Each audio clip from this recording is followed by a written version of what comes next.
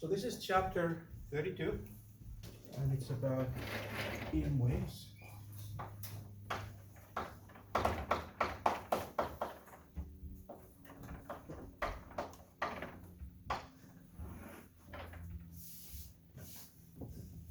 So let's review Maxwell's equations. We have four of them, right? The first one, the first of Maxwell's equations,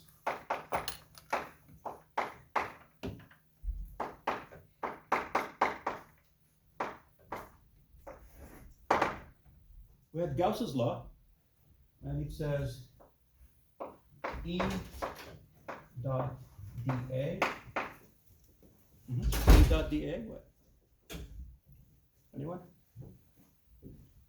Was Q enclosed? Yes. The surface integral. So the surface, the closed surface integral, I put double integral on purpose, closed, because it's a surface, so it's a double integral, is equal to Q enclosed within that surface over epsilon naught, right? Second one was Gauss's law for magnetism. The closed surface integral of B dot dA was equal to 0. Okay? This is Gauss's law for magnetism. The third one was the closed loop integral of E dot ds was equal to, anyone remembers that? Minus d dt of the magnetic flux through an open surface. So this is B dot dA, that's an open surface. I don't have a closed sign. Because if it's closed, what's this side? It will just be 0, so we don't want that to be 0. This is known as, anyone? Starts with an F. Faraday's law. Yeah. And then the fourth one, it's B dot ds is equal to mu naught I through or I enclosed. Just this way, it's known as Ampere's law. But then there is a missing term called a Maxwell term. So Ampere-Maxwell's law. So it's mu naught times epsilon naught d dt of E dot dA open surface integral, the electric flux. And we have basically, I devoted 3 worksheets to these to review these equations in both this integral form and in the form that I'm going to write it. It's called the differential form that we're going to use. Okay? So, and today I will just state how what the differential form is, but in the worksheet we will walk through how to go from the integral to differential, differential to integral. Okay? So this is the differential form. There is another form. I'm sorry, this is the integral form. There is the differential form. The differential form says this. This will use some of the symbols or terminology you had in Calc 3, curl and divergence. Okay? So it says the divergence of E of the electric field is equal to rho over epsilon naught, where rho is the charge density.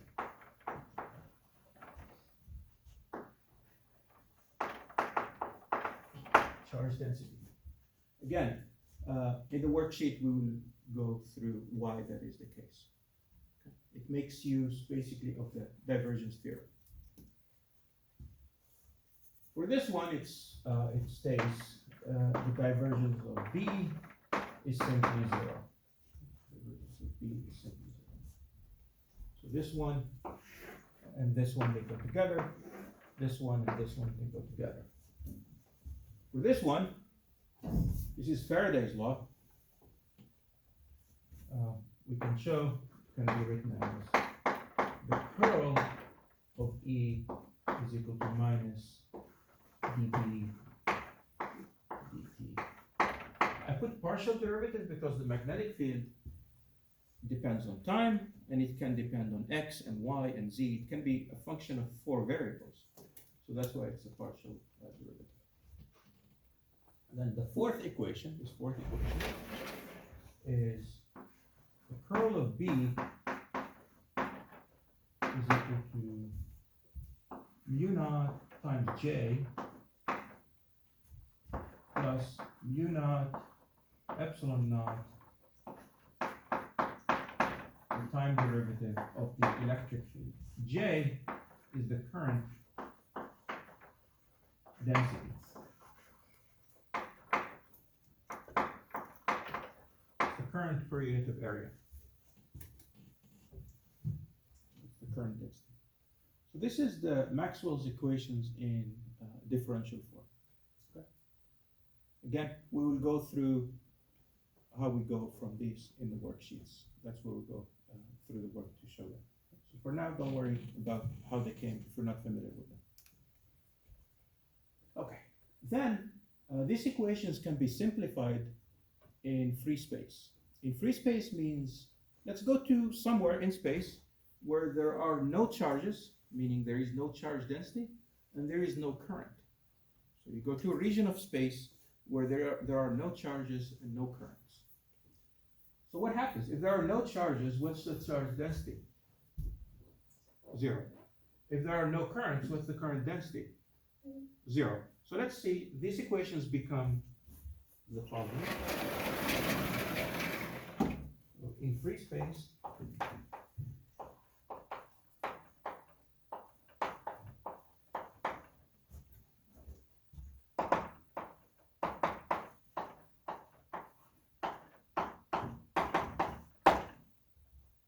let's rewrite those equations. They simplify to this. Divergence of E is equal to 0. Divergence of B is still 0. The curl of E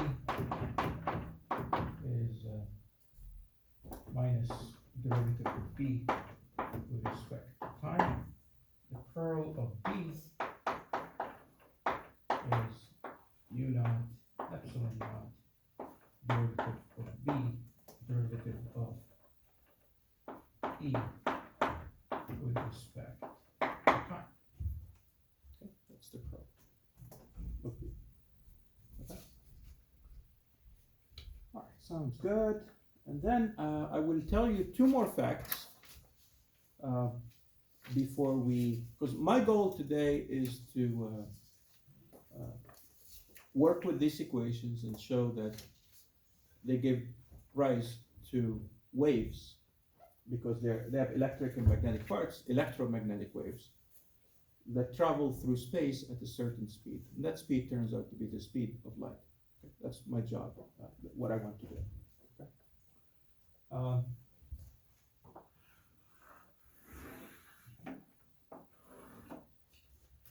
There is this identity just from vector calculus. Just like you have vectors, like if you have vector A cross products with vector B cross product with vector C, there is an identity. Now, there's this identity here which says the curl of a curl of, let's say, a function f, a vector field f.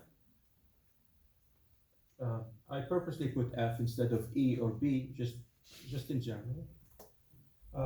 This is equal to the gradient of the divergence of f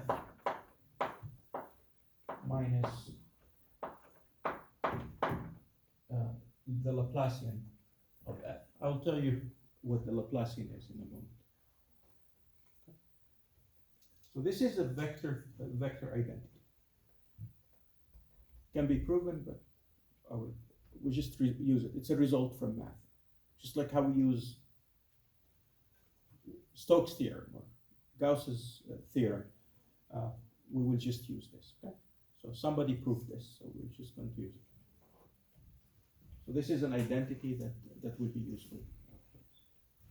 Okay. The next thing is I want to remind you of the wave equation, so that when we get a wave, when we get an equation, we know it's the wave equation. Yeah. Is that immediately right there, or it's? It's a minus sign. Yeah. Minus. Yes, it is.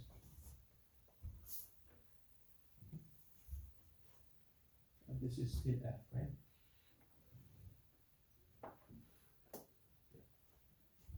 Oh, it's a vector. Okay, so the wave equation, just a review of the wave equation.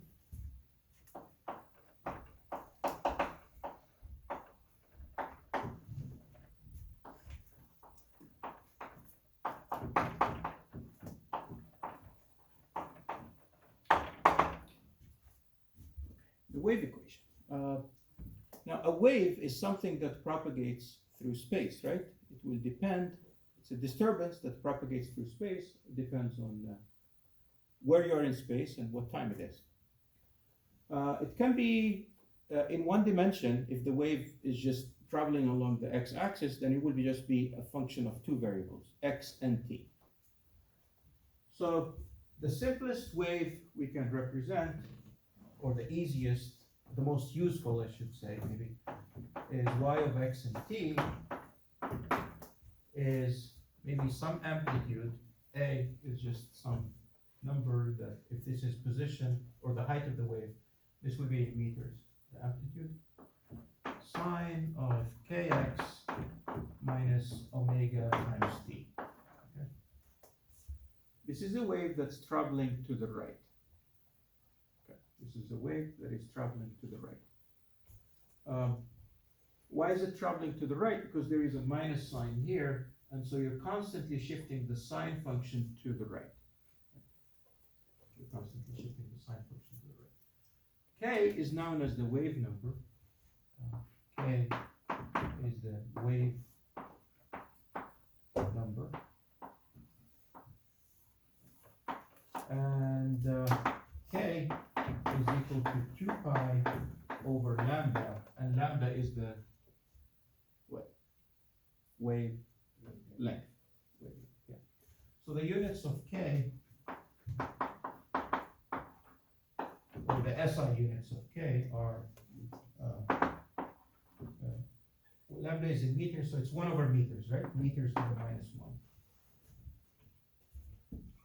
1. Omega is the angular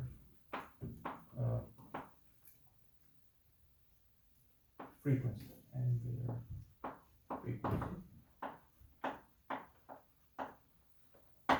And omega is equal to 2 pi over the period, and its units are radians per second, or per second. Second to the minus 1. Those are the units of omega. Now the speed of the wave v, wave speed, is a wave. If you wait for it, it will travel a distance lambda in a time capital T. Right? Over a period t, it will travel a distance lambda. That means the speed, it's the distance over time. So it will be lambda over the period, wouldn't it? Right? Lambda over the period. And you may have seen it as lambda times the 1 over the period is known as the frequency, right? Lambda times f. F is the frequency. Is this a review, everyone? Can I get some feedback? Is this okay? Okay, good. Now, let's substitute for lambda. It's 2 pi over k, right? Lambda is 2 pi over k. 2 pi over k. And the period is 2 pi over omega. And so this is equal to omega over k. So the speed can be written as lambda over the period or omega over k. That's the wave speed. And the next step, what I'm going to do to this wave, I'm going to differentiate it twice with respect to x, and then I will differentiate it twice with respect to t, and see what kind of relationship I get between them. Okay? I just want to quickly review the wave equation. So Let's take the derivative of y with respect to x twice.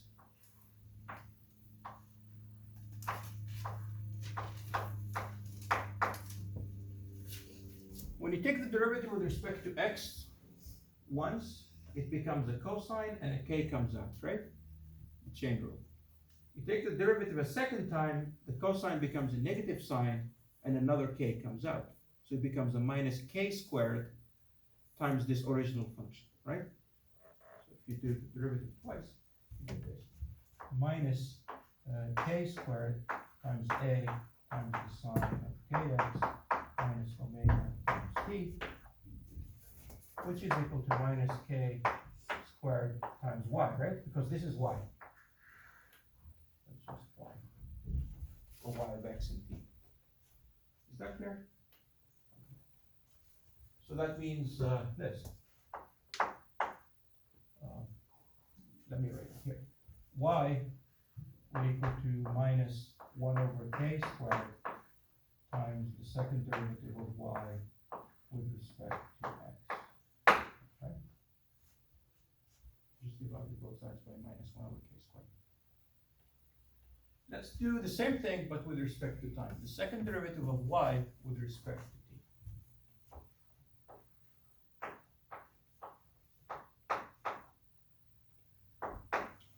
Look at it and think about what the answer should be and then tell me what we get. Take a moment.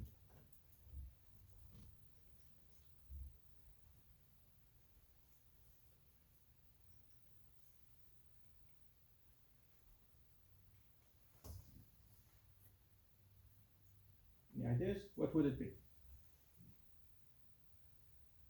It will be that function Mhm. dy squared over dt squared. So what would the result be on the right side when you take the derivative twice with respect to t? Yes? Would it be that but positive in the k and omega? Okay. So there would be a k and omega or no k? Just the omega? Instead of the k and omega. Oh, instead of a k there would be an omega. Would be positive. Yeah. Okay. Anyone else? Well, actually, yeah. I think it'll be negative omega squared. Y. Yeah, it will still be negative because the first derivative will give you a minus omega. The second derivative will give you a minus omega again, but the cosine will give you an additional minus sign. So there'll be 3 minus signs working.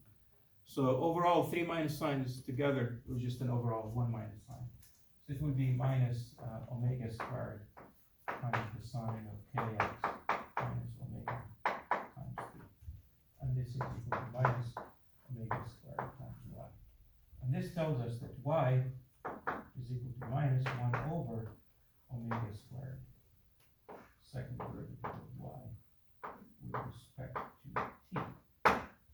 This one, this is y, it's equal to this, and y is also equal to this. Okay? So these two y's, it's the same y, so they're equal. So these, the right-hand sides must be equal to each other. So I'm going to write, we have, this means minus 1 over k squared, second derivative of y with respect to x squared is equal to minus 1 over omega squared, second derivative of y with respect to t. The minus signs go away, and we get the second derivative of y with respect to x is equal to k, multiply both sides by k, so we get k over omega squared, the second derivative of y with respect to time. Okay. With respect to time. What is k over omega? Omega over k is the speed. So k over omega would be 1 over the speed. Yeah. So what's k over omega, the whole thing squared? 1 over speed squared. Yeah. So it's going to be this. Second squared of y, second derivative. This equals to 1 over v squared.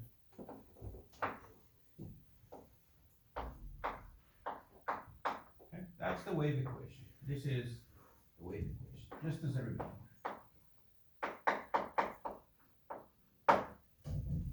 So whenever you see this differential equation, this partial differential equation, of this form, the second derivative with respect to space equals to something times the second derivative with respect to time, that something is equal to 1 over the speed squared. And the solution to it is it has some form. And our first task is to show that those Maxwell's equations will give us an equation of this form, and then we'll figure the speed of that, and then we want to know explicitly what are those solutions, how do they look like, what are some possible solutions. There are infinitely many solutions, okay? But we want some possible. We want to just get the simplest solution possible. And then you can build, when you have the simplest solution possible, you can build more solutions of it, okay? Because if function f1 is a solution and function f2 is a solution, then the sum of those two is also a solution because it's linear. So, so we'll be looking for solutions of that form. I still have 25 minutes, right? Don't I? Okay. Yeah. All right. First day, so I'm forgetting what time is the class ending. All right. So, having done all this, let's go to this equation here, this one, and take the curl of both sides. So we're going to take this equation. I'm going to write it here. I have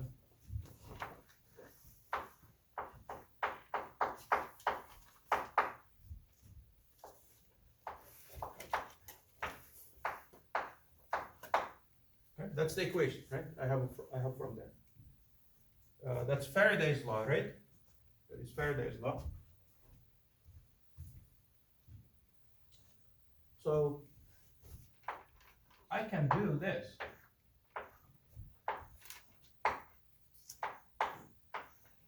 Okay? I can take the curl of both sides. Let's see what happens. Let's look at the left side first. For the left side, we're going to use this identity. This identity. It's the gradient of the divergence of f. In this case, just replace f by e, right? Wherever you see f, it's going to be on the left side.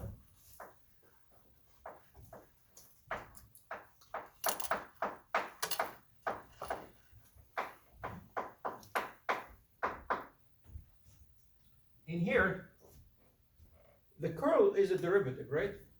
And the time is a derivative. I can switch the order. I can take the curl of the time derivative or the time derivative of the curl.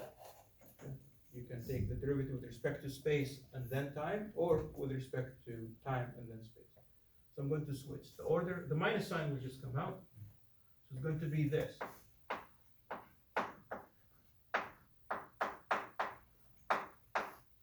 Do you see how that works? You just switch the order of differentiation. Okay. What's this first term here? How much is it?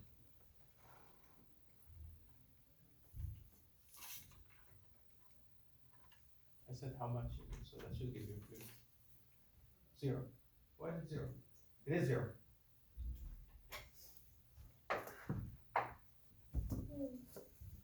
Yeah. Remember, they work together.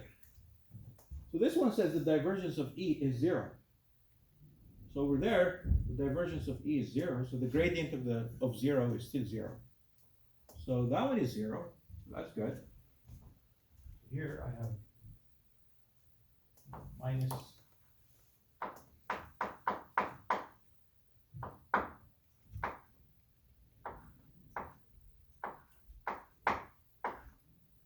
now what's the curl of B? Remember, again, they work together. What's the curl of B?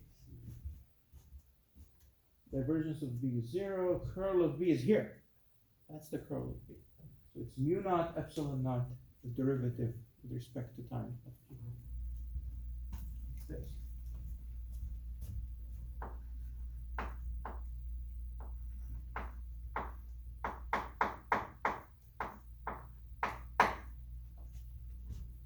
Minus and minus, they go away, so I got this.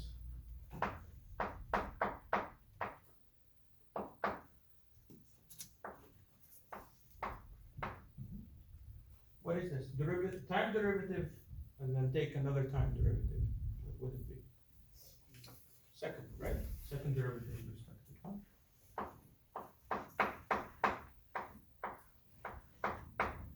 Yes?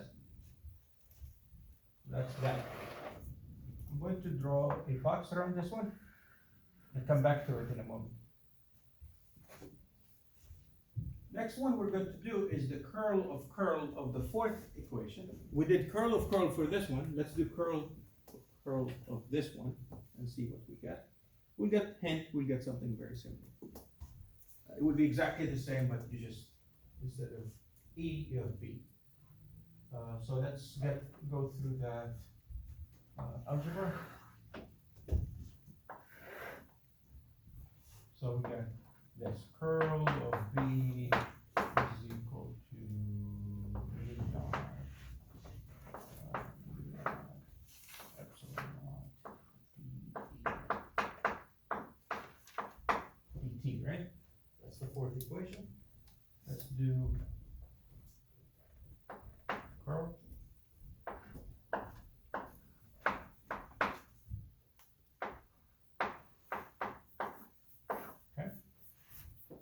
Again, curl of curl, you can.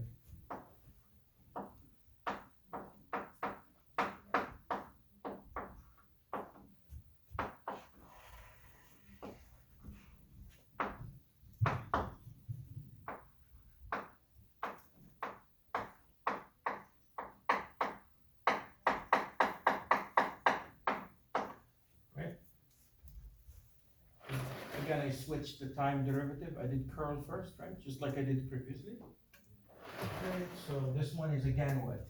How much is this? That's a 0, yeah, good. So I get minus P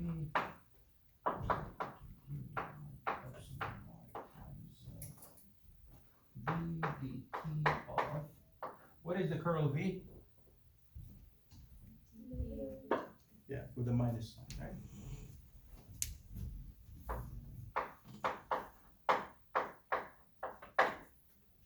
Okay, the two minus signs they cancel.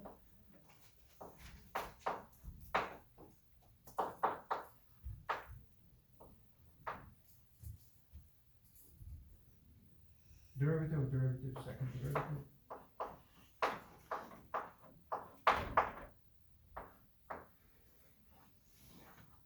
Yes? Okay, so we got these two equations. That's nice. Now, these look vaguely or remotely like this. Because what is this? What is that? It's called the Laplacian. I'm going to write it. Here's what it means. This thing is an operator or something that will take a derivative. It looks like it's this.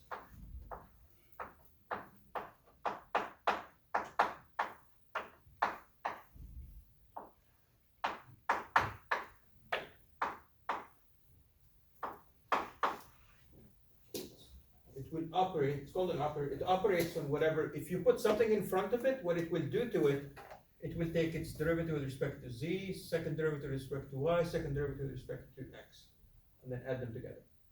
That's what it does. Okay. So it's just an instruction. It will just operate on whatever it's on its right. It will do all this stuff to it. So, so it seems like if I have a function that only depends on x, these two, if a function only depends on, if it doesn't depend on y, then what's the derivative with respect to y? That's a 0. With respect to x will just be a 0. So this thing here, this del squared or del Laplacian, will just reduce to the second derivative with respect to x. And then you get the wave equation. Okay? So we're going to, in fact, confine ourselves. We're looking for the simplest possible solution. And again, once you find the first solution, you can always find other solutions and make them more complicated. Okay? So here is the first. Here are the functions we're looking for. Okay? Again, trial and error, because we're looking for the simplest non-trivial solution. Non-trivial means not the 0 solution, because of course, if you put e equal to 0, what do you get? What's the second derivative of 0? yeah, so the right hand side will just be 0. And what's this gradient squared of 0? Is again 0, and you get 0 equal to 0, and the equation is true, but we're not really interested in the 0. We want something that's doing something, okay? Not just 0 everywhere. Okay, so here are the solutions we're looking for. We're looking for E. Again, how do I get this? Trial and error, and then people figure, oh, okay, this is the simplest non-trivial solution. Looking for E that looks like this. It will have, it will be in the y direction. It will have therefore it's a y component. And that y component depends on x and t. That's the form I'm looking for. And then for B, it will be BZ, it also depends only on x and t. That's for B. So that's the form. And then let's see if these work, and then what do they do for us, okay? So in this case, therefore, with this in mind, then for these, let's see if I can, I know it's getting a little messy. Who could tell me what the result would be if I put this E in front here? What would be the second derivative with respect to Z? 0. What's the second derivative with respect to Y? 0. Second derivative with respect to X? That's not 0, right? So this will just be J hat, the second derivative of this Y component of E with respect to X. Okay, I hope that's clear how I got this. I didn't write it, but it's clear, right? The Y and the Z, they contribute 0. Okay? On the right-hand side, the equation says this, right? You got mu naught epsilon naught, the second derivative with respect to time. You get mu naught epsilon naught. What's the second derivative with respect to time? Well, it's just the second derivative with respect to time, and there is a j hat. Yeah. Why are you doing E with respect to Y in the Y direction and E in the Z direction? You will see why. Okay. Yeah. If you don't, it will not be a solution. Yeah. That's really the reason. Yeah. If you choose, like, for this one to be, let's say, the I hat direction, it won't be a solution. It's not going to work. Okay. So this is the simplest solution that will actually work. That's what you meant by trial and error? Exactly. Yeah. So for this one, again, I would have the second derivative with respect to time. So, but I still have my j hat.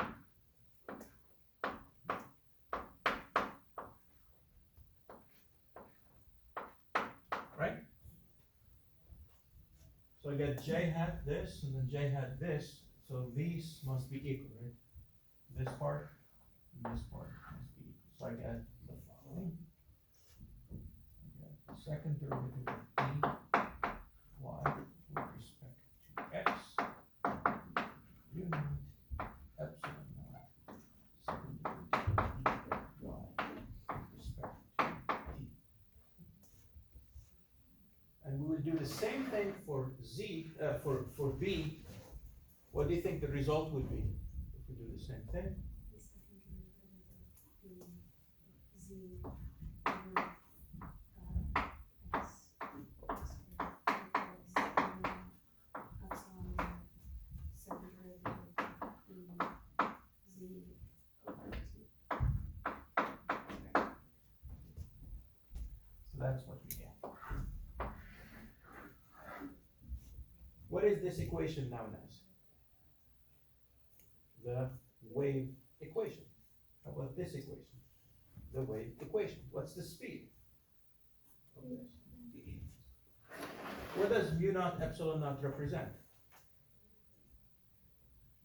Mu naught epsilon naught must equal to this 1 over v squared, right? So 1 over v squared needs to be equal to 1 over mu naught epsilon naught. Yeah.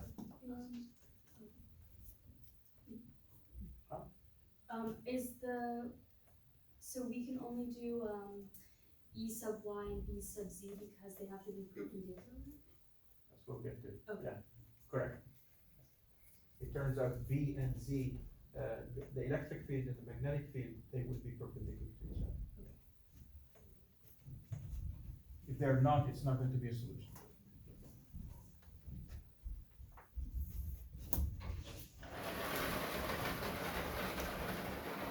So the conclusion there, right?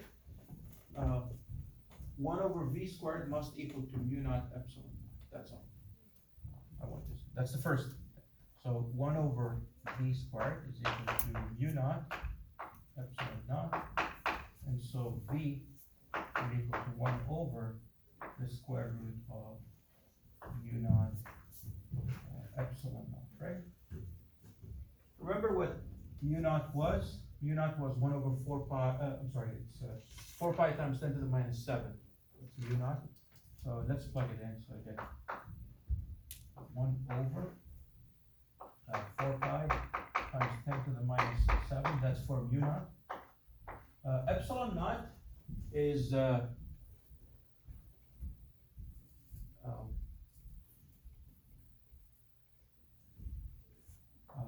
over 4 pi epsilon naught is equal to K, the Coulomb constant, right? So epsilon naught will be 1 over 4 pi K. Yeah, sorry, I stalled for a moment. 1 over 4 pi times K. And K is 9 times 10 to the 9, right? In SI units, the Coulomb constant. And I have a square root. And so you get the 4 pi cancels, and you will just have 9 times 10 to the 16 square root. So it will be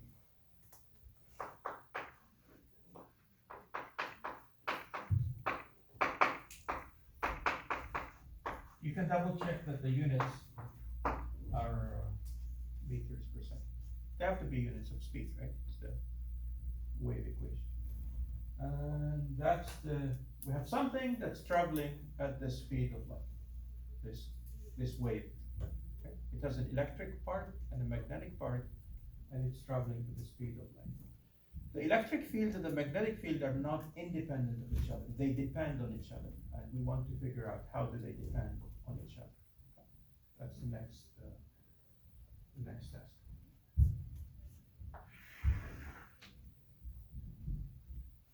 And by the way, this wave is traveling in the x direction, right? Traveling in the x direction. And this is. Okay. Yeah. So let's go to now.